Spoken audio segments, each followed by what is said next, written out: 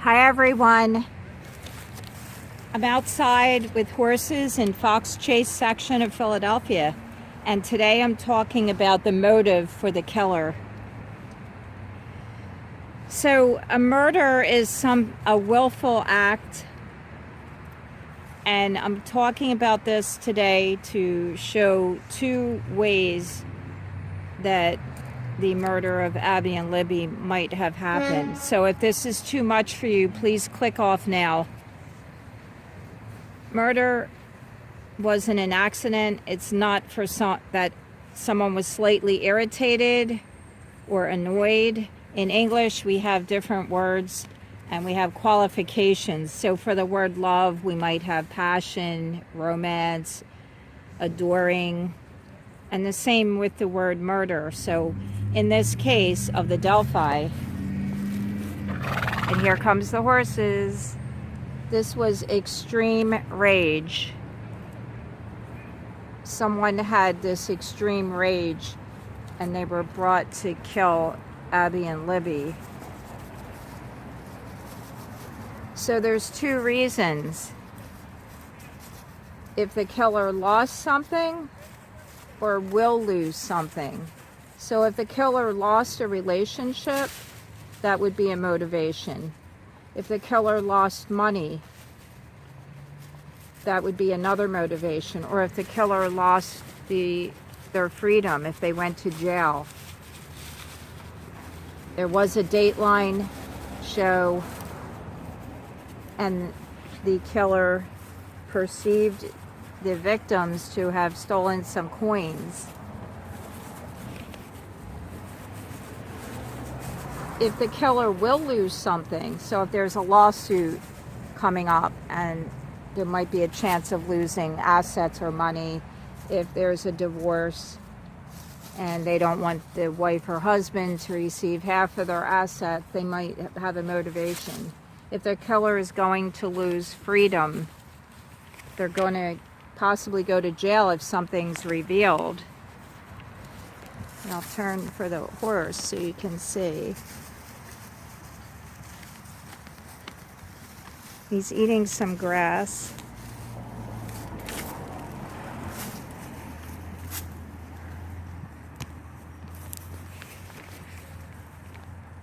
So that would be two reasons why someone would murder someone else.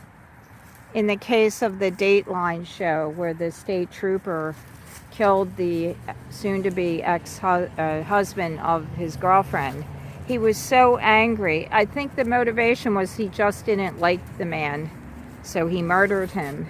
But in a way, that's still, you lost something. You lost your peace of mind, and you want the person to go away because they're bothering you. So, murdering them makes the person go away. So in this case of the Delphi,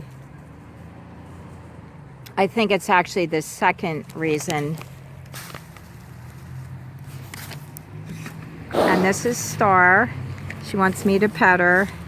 Really beautiful, two horses.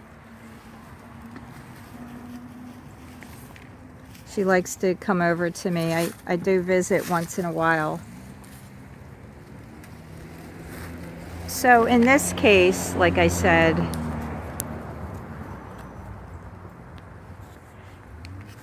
and the horses are distracting, aren't they? They're really pretty. So let me go over here. I think this is River, I believe, the brown one. So my husband would drive to work and he would listen to the radio, and there was a radio announcer who said that he mooned people when he was a teenager, and he was in a car and he mooned other people. So in this day and age, in 2019, you would be arrested and you would be labeled a sexual predator. So I'm insinuating here and speculating that the killer of Abby and Libby did something that they had information that would maybe get the person in trouble. It's easy to jump on the bandwagon and go with the story of revenge, where someone in the family was going to testify. But I really don't think that's what happened. I think there was some information that Libby and Abby had. Either maybe they filmed something, had some pictures, someone sent inappropriate pictures. That's enough to get you a record, a criminal record as a sexual predator. If someone sent Libby and Abby pictures, then that means that they would be labeled, and that could ruin their life. Libby and Abby were silenced, possibly for that. I think that's more likely. Although I don't live in Delphi, as you know. I don't know the people there. Everyone there knows each other pretty much. It's a small town. So Libby and Abby weren't involved in a lawsuit. They weren't causing anybody to lose money. They're children. They're 13 or 14-year-old. It's more likely that the killer, who possibly there were two involved and they were family members, it's possibly they did something, or one of them did something, and the first person, who might have been a father perhaps, silence them, because your life will be ruined. You might lose your college scholarship, you would be embarrassed, you might lose your assets, because you would lose just about everything in your life. And who wants to go to jail? They don't want to go to jail. So they justified this by taking the life of two innocent girls. So my husband and I like to watch Mr. InBetween, and it's an Australian dark comedy, and the second season just ended. But in one of the episodes in the second season, Ray Shoesmith, who is the character, the main character, he's somewhat of a hitman, although the show doesn't revolve just around that. It's more about Ray's life, and I highly recommend the show. We love it. So Ray is going to kill the president of a biker club, and they're taking him away. Ray and his friend kidnap him and are going to kill him.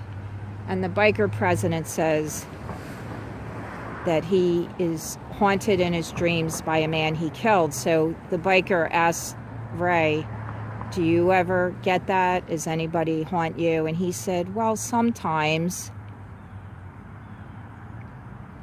So I'm saying to the killer now, I have this message that Libby and Abby are going to come to you on your deathbed. And I was with my sister when she died. She was taken to a hospice. And slowly she faded away within 3 days. But during that time, she looked over at the chair next to her bed and she said, "I see a baby." And of course there was no baby. My brother and I were like, "What do you mean a baby?" And she couldn't really talk well. But we think because we didn't have contact with her at some points in her life for like a few years here and there, that maybe she had a baby, one of her babies died, maybe she had an abortion. We just don't know. And we couldn't really ask her questions at that point. But she said it again. "I see a baby. There's a baby sitting in the chair." And I don't know what she meant by baby. It might have been a 2-year-old. I'm not really sure. But the point was, it was really sad, because on your deathbed, you're going to see what you regret. It might be too late then to be sorry, Mr. Killer. You're going to see Libby and Abby on your deathbed. You will look over and see Libby and Abby. Why don't you just turn yourself in now? Go to the sheriff's office and turn yourself in. You'll be forgiven by God. You will go to prison, but you'll be taken care of. You'll get fed. You'll have medical attention. You might even get new teeth. Some people in prison have better teeth than the people on the outside. I wouldn't change being with my sister when she died for any amount of money in the world, but in a way it's sad. because we're all headed there. And Mr. Killer, won't you please turn yourself in now? You're causing quite a bit of pain for a lot of people. Don't you have a conscience? This needs to be brought to justice. How dare you take the life of 2 innocent girls? I'm pleading with you. Contact someone. Just go there and be brave. You want to pretend you have guts, but you don't. Why don't you stand up and be a man? And maybe your son is going to have to go to jail with you. So that's all I'm going to say now. My next video is going to be about a letter I'm writing to the authorities. And I hope you'll join me in that so that we can have justice brought so the victims have a voice. Thank you for watching.